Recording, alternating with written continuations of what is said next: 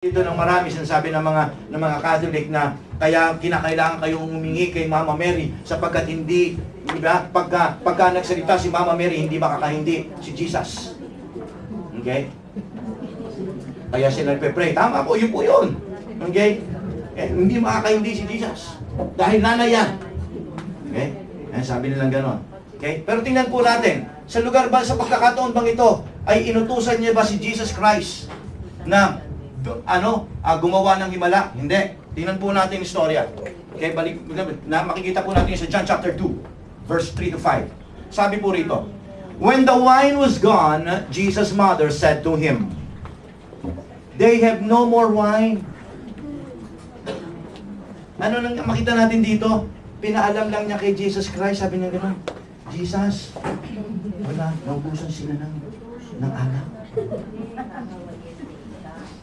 Ay, pwede naman sabihin Jesus Christ dito kung ano, ano naman sa akin?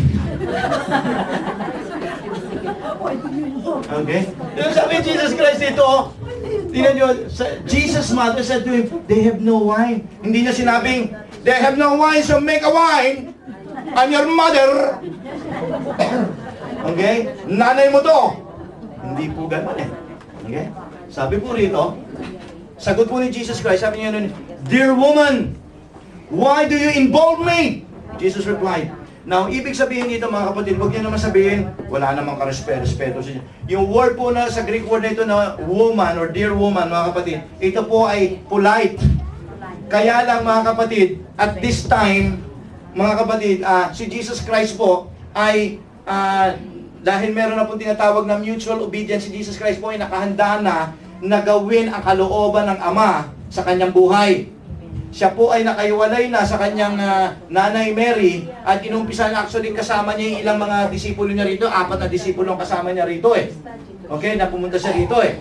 Kaya po, ang pagkakasalita po ng dear woman na ito ay ganun po yung sinabi rin ng ating Panginoong Jesucristo kay Mama Mary nung siya po ay nakapako na sa krus. Woman, behold your son. Son, behold your mother. Okay? Yun po yung pagpapakipag, hindi po ito baka akalain ninyo pambabas. Hindi po. Sabi niya ganun, parang sinasabi ngayon dito ng ating Panginoon Jesucristo, listen, si Jesus Christ po ay wala na sa kanyang pagiging, yung kanyang imposed obedience. Wala na rin siya doon sa kanyang willful obedience, sa pagpapakita ng honor sa kanyang magulang, kundi nandito na po siya sa mutual obedience. Na kung saan, pwedeng ang anak ay sumunod sa sinasabi sa kanya ng magulang niya, or ang magulang naman ay sumunod sa sinasabi ng kanyang anak. Mutually. Kaya dito pwede na magsalita sa inyo ang anak ninyo pag nasa edad na siya at meron na siya sariling pamumuhay. Nay, huwag niyo nang gawin yan. Into niyo na yan. Alam niyo, pag mapapagod lang kayo mabuti, may edad na kayo. Pwede mo na ngayon sundin yun. Kahit sinasabi mo, anak lang, hindi. Because it's a mutual obedience na.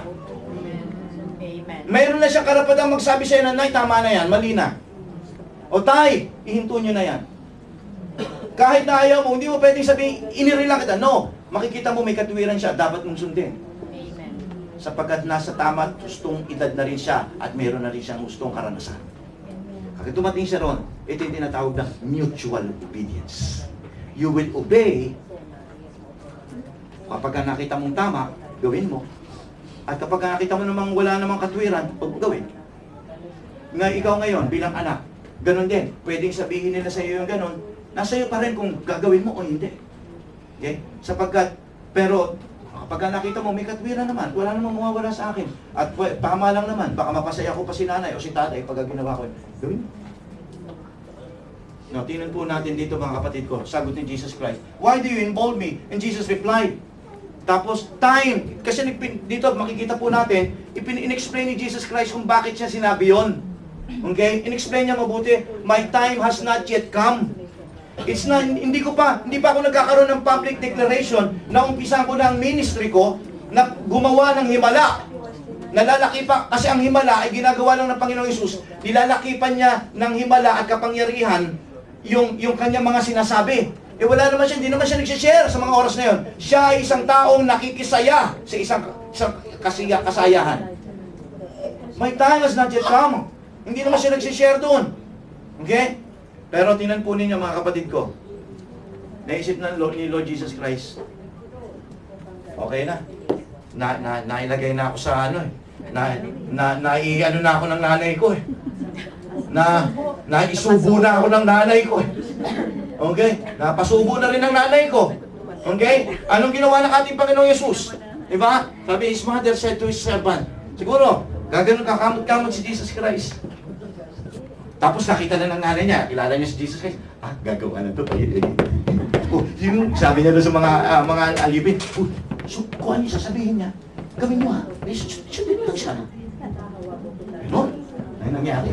Kaya tingnan po niyo sabi sa verse sa verse 5, his mother said to the servants, do whatever he tells you.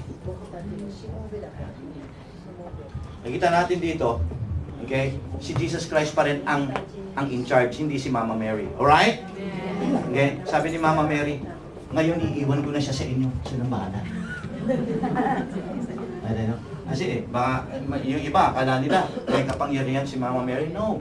Si Jesus Christ, He acted according to His own volition, not because of Mama Mary. Pwede niyang gawin yon at pwede niyang hindi gawin yon.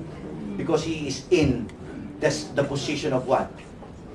Mutual obedience.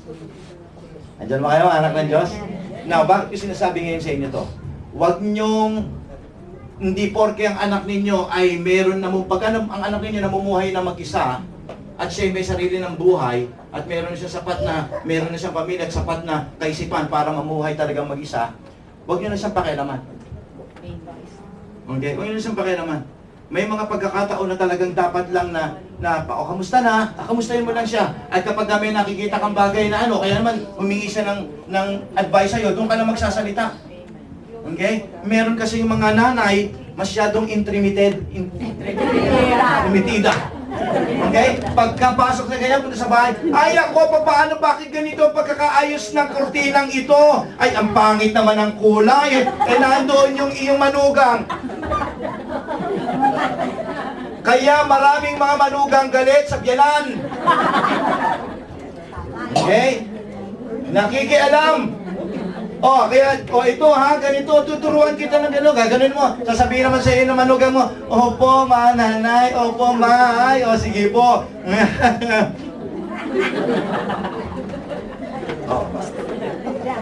Sige po, nay, thank you po. At akala mo ba tapos na yon? Pag alis mo, ang aawayin niya yung anak mo. Yan nanay mo! Tama mali! You see? Why? Ang akala mo po ba pwede pa rin sila doon sa imposed obedience at saka sa willful obedience? Di na! It's a mutual obedience. Kaya dapat ginagawa ng mga nanay. Kasi kami mga tatay, mga cool lang kami. Okay? Okay, pwede na yan. No? Pero ang mga nanay, mga ganyan, no? Hindi ko type itong style ninyo sa bahay nyo na to. Sino ang pumili niya? Sasabihin siyempre nung anak mo, yung misis ko. Ito. Ayan na. Diba? Mag-uumpisa na yan.